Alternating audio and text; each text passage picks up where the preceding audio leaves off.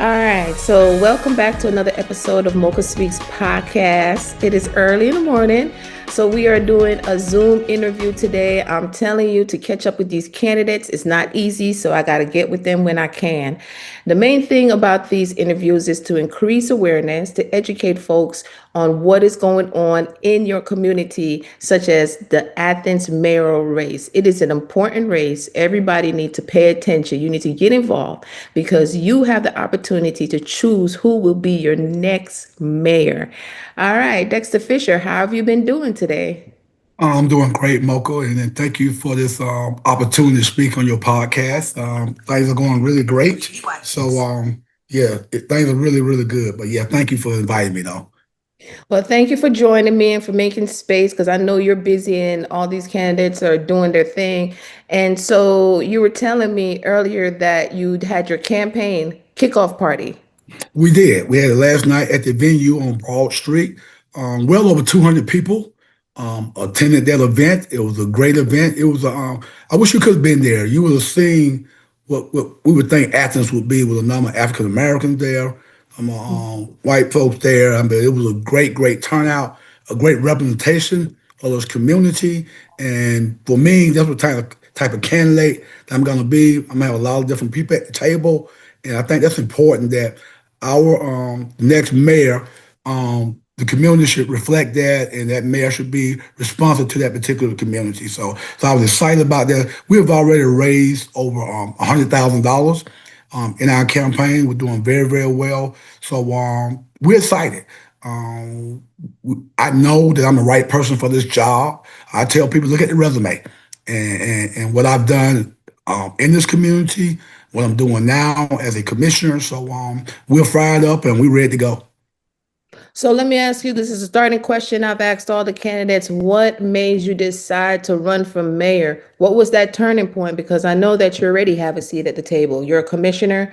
You've been a Hmm. commissioner now for 4 years. So Hmm. what was that turning point when you said, "Look, I want to run for mayor"? What was that?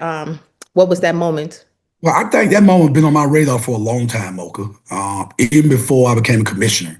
Having been in this community for 37 years, having been involved in a number of nonprofits, having been doing a lot of volunteer work, had done a lot of leadership positions. I felt like somewhere along the line I was going to run after I retired. And sometimes you got to start in a position where you can understand how the government works. So that's why I ran for commissioner first to get an understanding about how this government works.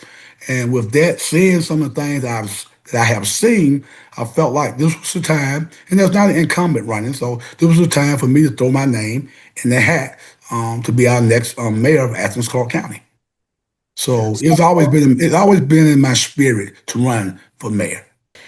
If you are the next mayor, what would you do differently, and how would Okay. you address some of the division within our community, and how would you serve various demographics? Okay, thank you for that. Great question. So for me, the first thing I'm already talking about my first 100 days.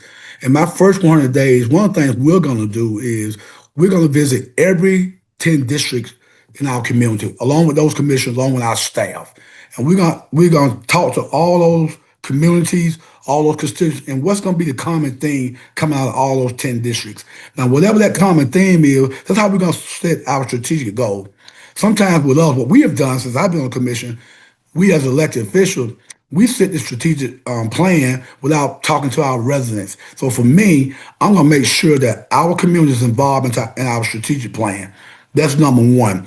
Number two is I'm going to make sure that our staff understand what our mission is, what our goal is to make sure that we're leading this city in the right way.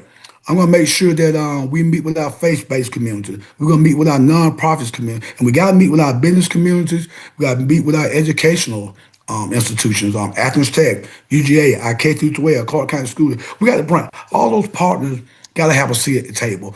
I want to make sure some of our nonprofits that are doing some great work, they're not at the table. I want to make sure that those nonprofits also have a seat at the table. My One of my themes in this mayor's race is about unity. It's about bringing people together, having partnerships. Because you can't do this thing alone, Morgan. Like you said, it's a tough job. If you try to do this in silos, you can't do this. You just can't do this. We got to have everyone who wants to be a part of the process to get things done. Now, speaking of process, one thing I will do is our processes within our government is not very good. We don't have a very good process. For example, let's talk about our SPLOSH project. You know, on the average, it takes 7 years to do a SPLOSH project as after our community have voted on those projects. When I worked for the Clark County School District, I worked there for 3 years, Mocha. We built two schools in a field house within the 3 year time period I was there, and we used SPLOSH dollars. And you know how we did it? What we did was we priced out the school. If school costs $40 million to build, we'll go ahead and borrow those bonds, go ahead and get the school built, and as our tax dollars came in, you pay off the bond. What we do in Athens, Clark County is we try to raise all the taxes up front to pay for a project. If it say it was priced at 40 million 5 years ago, it's an $80 million project, and you can't get the project done because you don't have the money. So to me, that doesn't make any sense. So we got to make sure that our processes are in place. Also, when we giving money to nonprofits, it shouldn't take a nonprofit 4 to 5 months to get money. When we Right. when we do stuff and we know that all the paperwork has been done, let's go ahead and get those nonprofits their dollars so they can do the work that needs to be done. So I'm looking at all our processes, how we do stuff, and make sure that we do it right, do it in a timely manner, so we can get the work done for this community. So for me, process is very important. It's very important. Okay. Thank you for sharing that and even giving us some insight of what's been going on. SPLOS has been a big thing and how long it takes to, finish a project. By the time a project is finished, it's a whole new mayoral system or, new commissioners and new government. And sometimes things go left. Yeah. So, Well, let me give you another perfect. There's like this Firefly Trail. It was voted on back in 2018 to get that trail done. Now here we are, 7 years later. Got controversy about eminent domain, about people property getting taken. So now we, as this commission, got to sort of deal with the fallout, and we got to figure out how we're gonna make this thing work, how we're gonna get that Firefly Trail completed because it should have been done years ago, but now we got to deal with it and try to make it work for everybody and try to please everybody to get this project done. And those things should not happen. right. So what about like the housing? This is a hot topic. Yeah. Everybody, wants to know what is the next mayor going to do to address the housing crisis, even when it comes to affordability. What does affordability looks Looks like? like, hey, perfect question. All right. So So what? what is your strategic plan? Because this is something like I posted on Facebook questions that people Mhm. would want to ask, and Thank this is you. one of the top questions. Yeah, the two things that's been going around when I've been going to meetings with different constituents in this community, housing and homelessness, been the two main topics that people have brought to my attention. And let's talk about we'll talk about housing. Housing is a complex, I think, issue. I think not only in this community, all around the country, housing is an issue. Two things we're dealing with. We're dealing with a land mass situation because we're the smallest county in the state. The second thing is where are we going to build when we call affordable housing and what that's going to look like? Because affordable houses to you may look different to affordable houses for me. So what I think we got to do, and we sort of have started some of this, Smoker. Again, I don't think all the players have been at the table to talk about housing. We got to get as much as we push back against developers. First of all, they're the one building housing that some of us can't afford. But we got to get them at the table and without some of our nonprofits who deal with housing issues and figure out how can we build houses at an affordable rate. At the same time, they can make some money and also be able to get people into those housing. And how that works is any land that we own as a government, can we build on that land? What we could do is give tax credits to those developers and say, okay, Mr. Developer or Miss Developer, if you do this particular project, first of all, how many houses can you build at an affordable rate and you still make money, and then we can give you a tax credit to make that happen. But again, we got to figure out where it's going to go and how we're going to do it in a way that we can get people in the housing. Now, Habitat does a good job. We got the land. um, Athens Land Trust, they do a good job. Even with the housing authority, with apartments and stuff. Now, when I look at housing, Mocha, I look at it a little bit different than other people. I look at housing where I want people to build generational wealth. I rather for people to have their home where they can build generational wealth to pass those down. Some people will be able to do that. Then some people may have to live in apartments, and I get that. But for me, I would push more for single family homes for families in order to get them there. We also may have to do this, and people may push back when I say that. We may have to look at housing on a regional perspective. For example, and I would hate it for some of our community to have to leave to go in other communities. But if they work here though, they may have to consider housing in other areas. And that housing may be in Madison, maybe in Jackson, maybe in Barrow, maybe in Oberthorpe. So those are the type of things, those type of conversations that we need to have and be realistic about how we can get affordable housing for people in our community. But it's not an easy fix. If anybody tell you it is, it's not. There are ways we can do this, but we got to be smart about it. We got to figure out how we're going to do it and where. And the key is where we're going to do it. Where will we put affordable housing? Where is land available where we can do affordable housing? And I don't think people have even thought about that. We got to look at that. Because as you know, some people say, well, I don't want it in my neighborhood. Or I don't want it in my neighborhood. Well, we got to put it somewhere where we can put it. Actually, I'd like to see a whole neighborhood, if we could, of affordable housing. Now, there is a big project that's going to be going on in Commissioner Johnson's district. D.L. Horton is doing about a 900 home development. Supposedly those homes supposed to start at anywhere between 250 to 300,000. If that's the case, that's a start of some affordability, and we got to be realistic about it because the cost of materials and things like that has gone up. So in the days of getting a $150,000 house or $200,000 house, those days are long gone. Unless you're getting a habitat house. Other than that, if we Well, I would say people need to consider various alternatives. Not to cut you off, I'm sorry. that's Um, okay, to the housing thing. So and if you could sit back a little bit so I can see okay, all your face. I want everybody to be able to see you because you're getting a little bit cut okay, off. okay. All right, Yeah. sorry. All right, that's much better. So what about what do you think about the like the tiny houses? And then I know there was somebody they're pushing for manufactured homes. Manufactured homes, So what do yes. you think about those as far as lower cost to where Hmm. it's under 250,000? You know what I mean? Because Hmm. everything has gone up with groceries, gas, and still some people cannot afford the 250,000. So I've Right. always wanted to know about this tiny home and a manufactured home, and you've been on the commission. So is that something that is legal to do? Is there's enough land in our area? What are your thoughts about that? I think those ideas will work.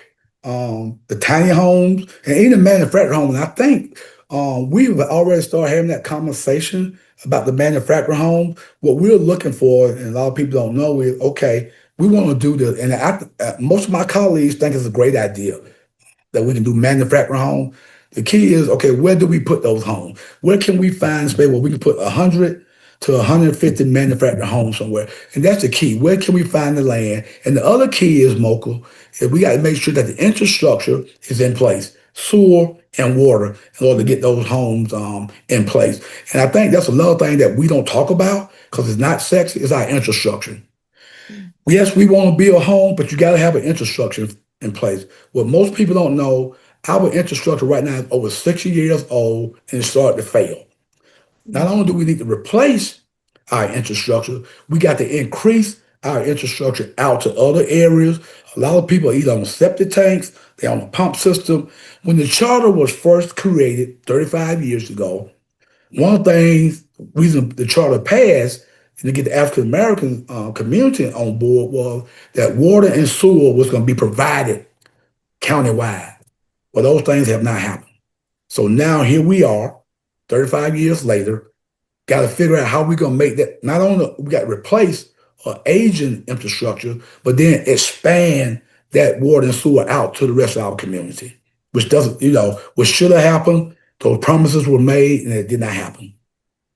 So let break it down because I know some people, when you hear infrastructure, they may Mhm. not fully understand what is all included in the infrastructure for the government to operate. So, like Pine Woods is going through this thing now where they're Right, not having sewage and right. water. And so, what happened? Like, what is the totality of infrastructure when you're talking about that? Okay. When I talk about infrastructure, we're talking about sewer and water for like when you flush the commode. Where does those materials go? When you washing clothes, where does that water go? Where all that stuff drain to? Now, and that's what in some places we don't have that in place. Now, if you're on a pump system, you have that. If you're on a tank, you can get that. However, those septic tanks has to be pumped out. I think they last anywhere from 15 to 20 years. We have to go get those things pumped out. Whereas if you hooked up to the city system, where that would naturally be done. You don't have to worry about that being pumped out. Now, Pine Woods is a little bit different. It's owned by a private company. A private property management owns that company. Unfortunately, what's happening there, that private entity would need to tie in to our system in order to alleviate some of the things that they are dealing with right now. And we're having those conversations. And right now, because it is a private company, we as a government can't just go in and change that. What we want to do, we want to start having conversations with that owner and see how we can work together, not only to help them and to get them to tie in to our system, so those residents over there won't be dealing with not having water for 3 or 4 days, or the water is brown. Some other things are going on, and that is just not. It's unsanitary. It's not clean, and those residents should not have to put up with that. So we want to work with that company and make sure we can help them to get to where they need to be. Okay. So, you mentioned earlier about relationships, building relationships with nonprofits, different organizations, schools, entities. So, some people love UGA and some people don't. So, what is your thoughts about the relationship, or how can that relationship be improved between Athens, Clarke County and one of the biggest universities All in the right. state of Georgia? But not only one of the biggest universities, but also one of the biggest employers in our community, actually in Northeast Georgia. For me, as you know, I spent 32 years on that campus in a leadership role, and I've already got those relationships from the president on down. I think those are important. From day one, if I'm elected, we already got a seat at the table with UGA. That will happen from day one. And I know that I've already had that conversation with the president. We have a really good relationship as we speak. And I think you got to have that. To me, Mocha, that's got to be critical, that you got to have a relationship with your, not only with the largest employer, but, with one of our biggest stakeholders. But not only with UJ, also with Athens Tech. I think it's got to be critical that they got to have a seat at the table for everything that they do over there, all the courses that they offer, all the skill set that people can go over there and get. That relationship got to be critical also. And people may or may not know this, but we don't have a great relationship with them. And I know Dr. Daniels. Matter of fact, I spoke at their commencement. One of the things I said to her, I said, hey, if I become mayor, I really want us to sit down, have some honest conversation about how Athens Tech can also help improve our community. So for me, as a candidate, I can bring that to the table. We'll have those seat at the table immediately with me becoming the next mayor. Yes, UJ is not taxed, and that's a constitutional thing. But if you think about every university in the state of Georgia, whatever community they sit in, they don't pay taxes. Down in Georgia Southern, where Georgia Tech is sitting, right in the middle of Atlanta, Kennesaw State, all these colleges and universities, they don't pay tax. But again, that's a constitutional thing. But I think it's important, though, that we have relationships with those partners in order for us to help to accomplish our community, make the community the best that we want it to be. And that's, to me, is critical. Yeah, thank you for answering that question. So let's talk about law enforcement. Okay. I'm big on the Public Civilian Oversight Board. That's something that our organization advocated for. Um, And some, several of us in the community is not satisfied or happy with how things are rolling out with the Public Okay. Civilian Oversight Board or how it's been going over the years. And Okay. you've also been like, I think, a chairman of the board or No, I'm an ex officio. ex officio of the Right. board. So when it comes to public safety, such as Hmm. the deaths that happen in the jails, there were 4 deaths in the jail, Right. some people are saying they're being racially profiled by police officers and all that. Where do you land in all of this? How do you want to balance things out or address all these issues? Do you support the Public Civilian Oversight Board, and how do you think you can balance things out? Okay. First of all, yes, I do support Peace Corps, but let me tell you what people don't remember. Some of our commissioners want to disband Peace Corps. I'm not sure whether or not you remember that, but I stood up. I said we're not going to disband Peace Corps. I think they have a place in this. What we're looking at and hold us accountable. I think it's important that we hold our law enforcement agency accountable. I spoke with John Q. I spoke with our chief, with the death. Let's talk about the deaths at the jail first.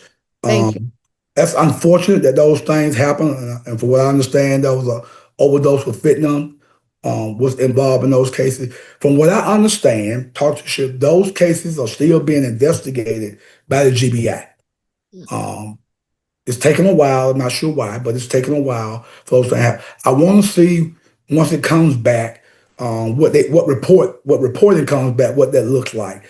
And I think what the sheriff has done, he has to wrap up his security system to make sure that those things don't happen at his jail. Now, one thing that we did in this last budget, one of the things, and I supported it, was we was bringing in deputy sheriff at a lower salary than we was paying our PD. They go through the same type of training at the academy. So that to me did not make sense. So we have raised the salary. So the starting salary for a deputy sheriff is the same starting salary for the PD. Hopefully what's that's gonna happen, because the sheriff, let me say this, he don't shy away from it. He has a number of vacancies open right now. What we're hoping is because the salaries have been raised, that he will start seeing being able to hire more men and women to help with the situation at the jail. Because you got more deputy sheriff, things like overdose and people getting hurt, those type of things will not happen if you got more staff employed. So hopefully, as we go through this next year, that his the jobs will pick up, that more people will apply for those positions, and he'll be able to hire more people. So hopefully, once we get the GBI report back, we'll have some type of insight for what happened with those deaths, which is unfortunate deaths, and figure out what we can do to improve on those things as we move forward in the future. Those things won't happen. As for PD, I'm constantly, Mocha, in touch with the chief, probably more so than any commissioner. And the reason why, because I want those officers to be accountable. One thing I have said to him, I'm going to continue to push this envelope. For the first time in the history of PD, they're fully staffed, 234 sworn officers, men and women. So Mhm. what I have said to him was, I need your officers to get out of their patrol cars and start walking in those communities, getting to know those communities. Now, I understand that you got to have people on your law enforcement that look like that community. That's important. Mhm. So he's doing a really good job trying to bring in more African American, more Hispanic, more women, more men, and they have to police those areas. But those officers really need to look like that community. So I'm asking him get out of the car, start spending some time, just have conversations Mhm. with the residents there. And we don't want to over police, but we want the community to know, first of all, we're not going to racial profile you. Second, we're not here to see whether or not any crimes are being committed, but we're here to help and to keep you safe. And I'm going to continue to push that envelope. And he will tell you, if you ask him what commissioner is constantly in his ear, the end of the commission on that, and it's me, because I think it's important that our law enforcement, they got to be a part of that community, but they can't be racial profiling, they can't over police, and they got to make sure that the community feels safe, not only when they show up, but they also know that hey, they're here to help and not to harm. So that's how I think we can get things done, how we can improve on our law enforcement. But I am a big supporter of Peace Corps, Mocha. Always have been. I mean, on our end, thank you for that, for supporting Peace Scab. On our end, what we've seen is we did a report on Hazik, and I shared that video. I don't know if you saw it with the Mhm. police officers dealing with the young black man downtown, Right. and he ended up going through a lot. It's like less community policing, and there's more aggression. Maybe Okay. because there is I don't know. Training has always been a thing, and it's like, how can you approach people without being so aggressive? So we've gotten a few complaints that people have felt like it's racially profiled. They Hmm. racially profiled, and instead of choosing de-escalation, the officers it just escalated as opposed to it de-escalating.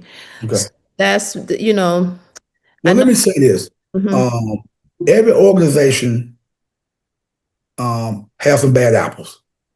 That's unfortunate. You're not gonna be able to get around that. What we hope, and to your point, what we hope to do though, when we are hiring men and women, that mhm, first of all they get the proper training. Um, yeah. they understand our community and what that community look like, and understand that your first, to me, your first obligation, first of all, is to protect your community. Second is to help that community. And third, and lastly, is to make sure that when you show up, that you're not trying to show up in an aggressive form. You're showing up there to help. I'm gonna give you a perfect example. Had an officer, Roland Ridge is in my district. He patrols that area. He's seen some kids playing basketball, and the goal was it was messed up. The officer went out, used his own money, and went out and bought a brand new basketball goal for those kids. Went in there, set it up, got those kids out there. And so that's the type of community policing that you want to see. Now, the chief didn't tell me that. Somebody over there called me and said, hey, this officer put up this basketball goal for these kids. So I said, and I found out who the officer was, and I appreciate it. But he patrols that area, and that's something he didn't have to do that, and he paid for it out of his own money. He didn't go to anybody. So that's the type of community policing that you want to see. Yep, definitely. I know a few residents that lived over there and they have said they've seen some improvement. So I don't know what has happened exactly over there at Rolling Ridge, but I know they had gotten a new playground. Mhm. And so what are some other things that you have contributed to that area? Well, what I've been trying to do is with the property owners, which is H.J. Russell. One of the things, when I first got elected, Mocha, I reached out to them. And one of the things I want to do is put up a community center over in Rolling Ridge. And the reason being, there's a lot of young people, a lot of kids over there. And I Mhm. want for them to have some space where they can go and their families can go and maybe have meetings and have things that they can do. I can come over there as an elected official. Officers can come over there and talk. But right now, that has not happened. They have not been very much willing to sit down and talk with me, and I don't know why. But I'm gonna continue to push that envelope. For me, I really want to see, and there's space over there to do that and to make that happen. But again, I think for me is to make sure I want those residents to know, first of all, is their representative. If anything goes down, they know they can call me. Because I think one thing I pride myself on being District 5 Commissioner is if my constituents call within 48 hours, they're gonna get a call, email, text back from me. That is how I operate. I hear from some people, my commission, they don't call me or they won't turn my call. That's not me. And I've had other constituents from other districts call me about issues in their district. And, out of respect to my colleague, I say, hey, I get it, but I'll talk to my colleague for you. I said, but that's not my area. And I may be able to give them some information where they can get some help. But I think for me, it's critical as an elected official that the people that you represent, that first of all, they hold you accountable and they be able to hear back from you if they call, text, or email. So for me, we just continue trying to improve what we do here. The one thing that we can say right now, Mocha, and I'm gonna knock on wood on this, we have not had a homicide this year in this community. Now, we have had four unfortunate deaths at the jail, but so far we have not had a homicide. We have had some shootings downtown and other areas, but overall, if you look at the size of our city, I truly believe we got a safe city. I truly believe that. Yeah, I mean, Athens compared to other places, that's what I was telling someone. And I guess that this can roll us into the gang conversation and the youth Mhm. and gang issues. And I'm like, yeah, we might have some gang issues and we Mhm. might have some crime, but trust me, baby, it is not compared to Atlanta. I'm sorry. I love y'all, Atlanta. Chicago, Mecca, Mecca. I'm from Orlando. Orlando, they think it's all Disney, but it ain't. So we just need to continue to fight for our community. You know what I mean? We So do. let's talk about the youth and gang violence. Okay. How can we nip some of this in the bud? What are your thoughts around the youth Okay. safety and programming, and what can the government do or continue Okay. to do? Well, a couple things. First of all, every opportunity that I get as an elected official, and even before I became an elected official, if I can get in front of young people and have conversations, I'm always going to do it. Matter of fact, I would actually cancel meetings and go speak to young people if it's on the same thing. That's just what I do from an individual standpoint. I think one of the ways that where we fall down on Mocha when it comes to our young people, we got adults at the table trying to make decisions for them instead of bringing them to the table. One of the things that I would do as our mayor, and I talked with the kids on Education Matters. I was with them the other day, and that's interview is going to be on this Saturday on 92.7. But one of the things that I'm going to do, I'm going to convene a team summit. I think if the mayor is leading that initiative, people will show up. And I know what the kids told me, said, well, how are we going to get them there? So if you offer food sometime and maybe some other stuff, they'll show up. But I think to me, and we got to find a big enough space. I'm not sure where that may be. We need to find a big enough space. And, we're planning this thing because we got to have our K through 12 involved in this thing. Maybe we have to have our higher education involved, along with UGA and Athens Tech. But I want to convene a youth summit as a you, and you've done something that yourself, and I applaud you for that. But we need to do this thing community wide. But part of what the youth summit need to be, we need to have the youth leading that summit, and they need to tell us as adults, these are some of the things that we need in our community. Not only to feel safe, but how do we get employment? How do we do resources? How even do we get into if we want to go to higher ed, we want to go to Athens Tech, want to go to UGA, want to go to any school around the country or in the state, how do we need to help them? How do we help them get there? But we got to have them at the table to make that work. We can't be as adults and say, well, this is what we think they need to know.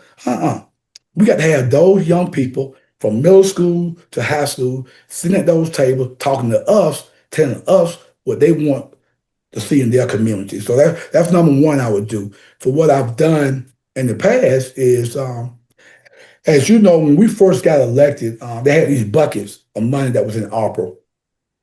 And that was about $5 million sitting in the youth development bucket, hadn't been touched since the ARPA money had been out there. So I'm like, why is this money sitting there for youth development and nothing being done?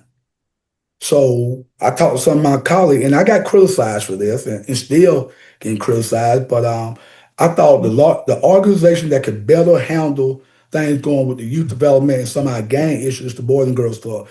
Besides the school system, the Boys and Girls Club serve more kids in our community than anybody.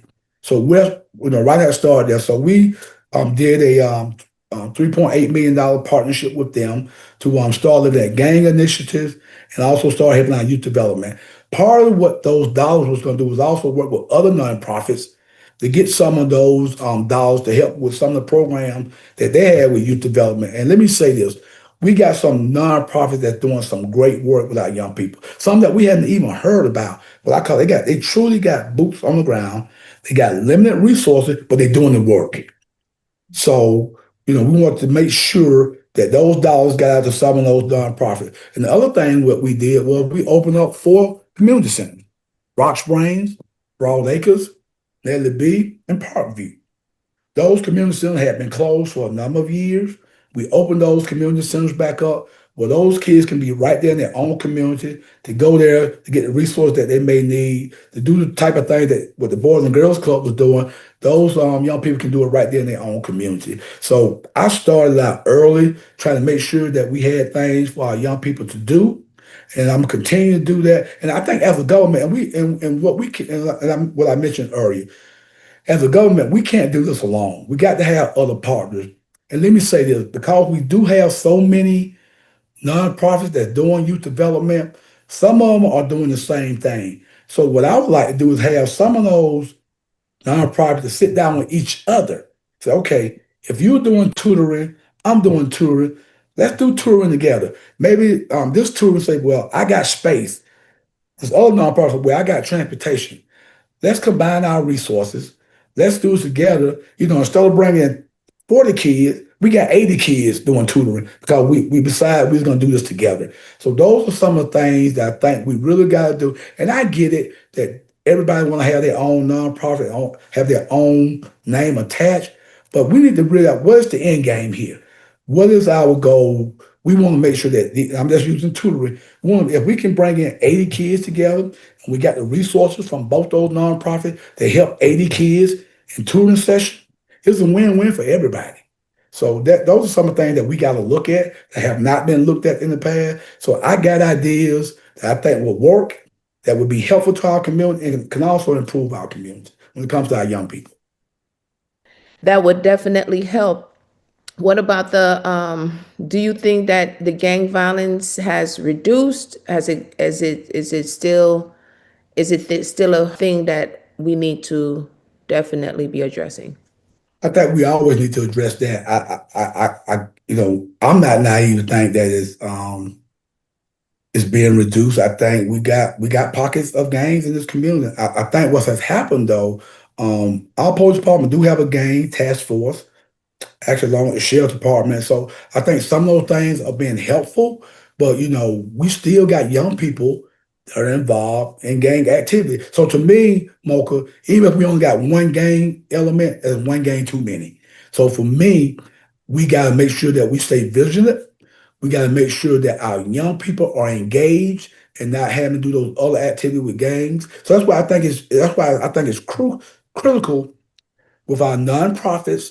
And that's one thing I mentioned. My first 100 days, I mean, I told somebody, we're going to hit the ground running, but put your running shoes on because every entity in this community that got a say in what happens, I'm going to be meeting with them. Our nonprofit, we got to get y'all at the table. To your point, we got to have some type of network to touch. There's still a lot of kids that probably don't even get touched Right, that we exactly. got programming for, but these kids are maybe just sitting at home. So if they're sitting at home and they're seeing people with money and stuff, and they hand them a couple of dollars here and give them a little bit more money here, that's how you get your gang activity. So we got to make sure that we are, first of all, on top of this thing, understand what all the nonprofits are doing, how we get these people to partner together, our nonprofit, to make sure that every child in this community have somewhere to go or someone that they can reach out to get what type of assistance that they need. Now, another thing we got to keep in mind though, we got to get these parents involved too. I Yeah, really you can't do we can't keep trying to touch the kids without bringing the parent. parents into the circle. It's So just not working out. part of that summit that we'll do it again. We got to get the parents. That part of that summit will be we'll have a session for our parents because we gotta make sure that our parents understand. And we got parents that are working maybe two or three jobs and they're trying to do everything they can to support their family. But then you got some latchkey kids. So we need to make sure that those parents who are working those jobs that really trying to help and raise their family, but their kids, maybe alone at home, don't have a whole lot to do. We need to make sure that that kid is engaged in some type of activity somewhere, so that parent will feel safe and reassured that their child is being taken care of. So we got to make sure we do it. But if we do the summit, we got to bring those parents in there. We got to have people talking to those parents, what type of resources that they may need as a parent to help them with their children. So again, that's why I say our K through 12 is going to be real critical. That's why whoever our superintendent, and right now, Dr. Scott is the interim, and she's the permanent superintendent. I want to work with her, partner with her staff, with that executive team over there. I'm gonna get ready to do this game summit, and we're gonna do it the right way. And when we do this game summit, we're gonna come out of that game summit with solutions. We ain't gonna meet just to be meeting. We're gonna come out there with solutions. This is what we're gonna do as a community to help our young people. But the games are still out there, Mocha. I'm not gonna we hadn't heard a lot about that activity, but believe me, we still got some gang activity, and we just got to be vigilant. We got to make sure that we stay on top of it. We got to make sure that our young people don't go in that direction. That we hopefully can help find some type of resource for them so they won't deal in that particular activity. Thank you. So one of the big things is economic mobility in order to address some of those issues, making sure that there's enough economic resources from jobs, including the youth to adults, and Hmm. affordable housing, all those different things. So I want to talk about the racial inequities resolution, addressing the racial inequities in Hmm. Athens. One of the big things that came up out of the disparity studies is Black businesses and women have not had the same opportunity, Okay. get the contracts and the jobs. And so we advocated for that, and then eventually that resolution was passed. So where are we now? Where are we now with the business piece of it? Because that was part of the piece that you Right. specifically said that you would Right. take Yeah, I on. want to address. So, Yeah, well, that two you well, wanted two to. things are going on. We are looking at what we could do. And I'm working with some community people on this issue with our business. But one thing I want to ask, and I asked this question, Mocha, Mhm. if we had to look at categories in our community for when it's made up of African American or women businesses, I don't know what those categories. I mean, how many? Let's just say contractors or construction companies do we have that may be women owned, African American owned? Mhm. If I had to guess, I only know two off the top of my head. Now there may be more that I'm not Mhm. aware of, but what I like to do, and one thing I'm asking is, I like to get a network of how many construction companies we have that are owned by women or people of color. Even how many wherever we do, how many janitorial businesses do we have owned Mhm. by women or people of color? So we need to get different categories. I think that's one thing we need to figure out. How many do we have in this community? Are they bonded? Are they licensed? And are they and can they do the business? That I think that's number one. Once we figure that out, then how do we tie them in to when we do say, okay, we need this work done. Say it is a plumber, we need plumbing done. How many black plumbing contractors do we have? Do we have HVC? How many HVAC black contractors or women-owned contractors do we have? So those are the type of things that I would need to know as an elected official. So hey, when those jobs are set out or RFP or RFQ is done, I need to make sure that those entities and those companies are getting those RFPs and make sure they qualify to get those jobs and have the resources to get those jobs. So I think that for me, that's number one. But we got to continue and we got to make sure as a government that if we do know what we're sending out there, that those contracts and those RFP go out to those entities so they can bid on those jobs. So to me, that I think that goes hand in hand. Now I don't know whether or not your organization has been working, Ellen, with that network. Years ago, Charlie Monroe, who used to live here, he used to do it was a small magazine, but he listed every African American owned business in this community. That was years ago. That might have been before you moved here. But Right. that went away when he moved. So it would be nice for me to know and for the community to know Mhm. how many in each category, how many do we have? Or like I keep saying, women-owned businesses, people of color business, African American, Hispanic, whatever. How many of those businesses do we have in this community that can really compete for these jobs and we can get those dollars into those hands? So I think Yeah. that's how that works, and that's what I would do, and that's what I'll continue to do now, trying to get that done. I had said we're going to try to get something done, have something in place by the end of the year, and I'm stay on that and try to have something in writing. But at the same time, I'm going to need help from our community to find out, okay, how many of those businesses that we, from different categories, how many of those businesses that we actually have that we can make sure that they can get these contracts when they go out. Okay. So I will also say that I went to a workshop last week, Wednesday, and the Hmm. government is doing some series. So just to put it out there, the government, I think it's the Economic Development Department, and Hmm. they did a series to where how to do business with Athens Clarke County government.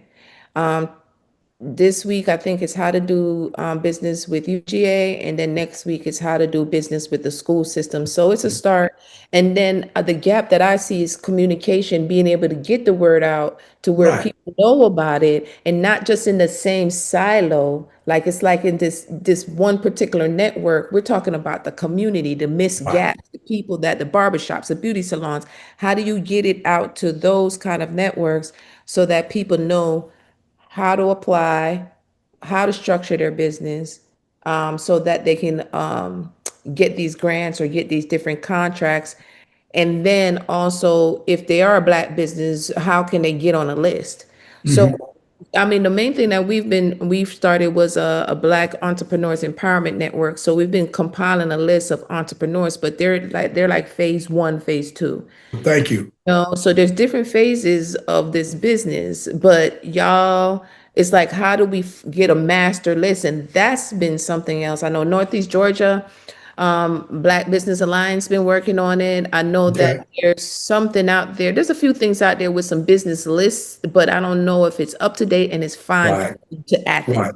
Yeah. So, like I said, Charlie Monroe did a yeoman's job when he was living here. And like I said, it was beauty and barber. We knew how many barbershops, how many beauty shops we had. We knew how many construction companies we had. We knew how many HVAC people, plumbing, the whole. And it ran the whole gamut.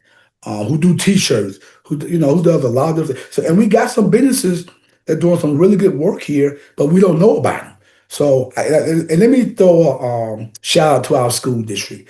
They do a really, really good job to try to make sure that women-owned businesses, African American business, Hispanic business, know how to do business with them. They do a better job than we do. Matter of fact, Say the it school, again. the The school school. district, the school Okay. district, they do a really, really good job to try to get that word out to how to do business with them. More so, they do a better job than we do as the government. And my hat's off to them because actually they're having, like you said, I'm not sure when that's supposed to happen, but they're having something now where they bring in all the vendors and everybody they put. I know it's been highly publicized. They're bringing in all the businesses that want to do business with the Athens Clarke County School District. Yeah. Yeah, that's good. That's good. I'm about to look that up. I might have missed that email, but Yeah, look yeah. it. Okay, so what are some final words? I know that we are almost at the 11 o'clock mark. Is there anything that you want to make sure you mention? Sure. I think for me, and again, I think whoever gonna be our next mayor, and I'm not gonna shy away, apologize for it. I know I'm the best candidate for the job. Um, I got experience in local government now, having been on the commission. I got experience working with nonprofits. I got experience with bringing people together. I'm the only candidate right now that has announced who can bring people together to sit people at the table and have a conversation. I know that, and I'm not bragging about it, but I know I can do that. The day one, when I become the mayor, I can start making those phone calls and start building those relationships. Because to me, if we're going to want Athens to be the great city that we want to be, we got to have partners around the table. So I know I can pick up the phone and call somebody and say, hey, this is something that I'm looking at. Are you willing to come and sit down and have a seat at the table? That person show up, and I know that for a fact. So for me, and I tell people, look at my resume, look at what I've done in 37 years that I spent in this community. Some of the things that I've done, and I've done some things that people don't even know about, and you know that. I mean, you and I have worked together, and so I've done some things, to try to help our community. And I tell people, I say, don't tell folks that I did this. I'm doing it because it's the right thing to do. So to me, you got to be able to say, hey, I've done this. I know I can do this, and I know I can get the job done. So you can't be the mayor and not know how this system works and not know who all the players are. Because if you come in there and don't know what's going on, you'll be like. It took me 8 months, Mocha, just to come up to speed to understand how the government works. So this is no easy task, and like you said earlier, this is not an easy job. It is not for the faint of heart. And if you don't understand how this thing works, it'll gobble you up and eat you up, and it will eat you up and spit you out. So I understand that I'm the right man at the right place to get this job, to get the job done, and to get this community moving in the right direction. And I'm not going to apologize for that because I know I can get it done. Okay, so we're gonna go to the fun part now. I'm gonna ask you a couple of quick know your rights questions. All right. I asked this question before, but I'm gonna ask it again. Or Okay. maybe not. I didn't ask for this one. All right. Can can can you record the police during an interaction? Like if you get pulled over, do you have the right to record? Yes. Yeah, you do. Yeah, every right to record. Yeah. It's freedom of speech and freedom of information. You can record if you get pulled over. Okay, you're right. Okay, yes, you do have the right to record Yeah. public officials in public spaces because it is Right. public space. So Right. sometimes, the officers tell them that they can't record and you might get in Mm. trouble, but as long as you're not interfering, There you go. as As long long as as you're not you're interfering, not interfering. think about all the recordings that we've gotten around the country and in the state, in this community. You can record if an officer pull you over, and you want to record him or her. You can do that. Say, hey, and you can just say, I'm recording. Yeah. That's right. So Now thank you. let me say this too, because that's sort of I got a little bit of advantage because I went through the police academy. So and that's one of the questions I asked when we Okay. was in the Athens in the academy about recording. So yeah, Okay. yeah. I remember years ago, it was probably when Chief Freeman was the police Hmm. chief. We went to the academy then. Okay. A few of the members from AADM, and it was interesting. Oh my Yeah. God. Oh my God. But any case, all right. Next question. Can a landlord evict you without a court order? Well, first of all, the landlord has to give you a notice before they Mhm. can evict you. So that's a little bit of a trick question. I don't want, and I'm not saying you're trying to trick me, but first of all, it got to be a notice. The landlord has to give you, I think it's either 60 or 90-day notice before they can do the eviction. Now, if they've seen you that eviction notice and you have not left the premises, then they can get a court order to evict you. Okay, so you're pretty much right. It says a landlord, it says no, only a judge can order an eviction. If you receive a notice, do not move out immediately. Seek Right, legal advice. So you right, do have to receive some type of proper notice, right. and then the process begins. Okay, one last question. What can you do if the landlord refuses to make repairs? Well, I've dealt with this. Call code enforcement. You can call our code enforcement and say, hey, either my sink, something hadn't happened. I've been doing this for months and months. I keep reporting this. You call code enforcement. Code enforcement then will come out to your unit, take a look at what's been going on, and then they go to the landlord and say, hey, this have not been done. If they don't get it done, they get cited or get fined for not making that repair. Now, unfortunately, what happens with those type of things, and I hate this happen, the tenant, they're afraid to make those calls because they feel like they'll get retaliated against. But Yeah. they can't also get retaliated against because that's illegal to retaliate against anybody. But they can call our code enforcement. They can come out there and take a look at what's going on, and then they can cite the property owner or property manager. Well, thank you for that information. We had fun playing Know Your Rights game. Do y'all hear that?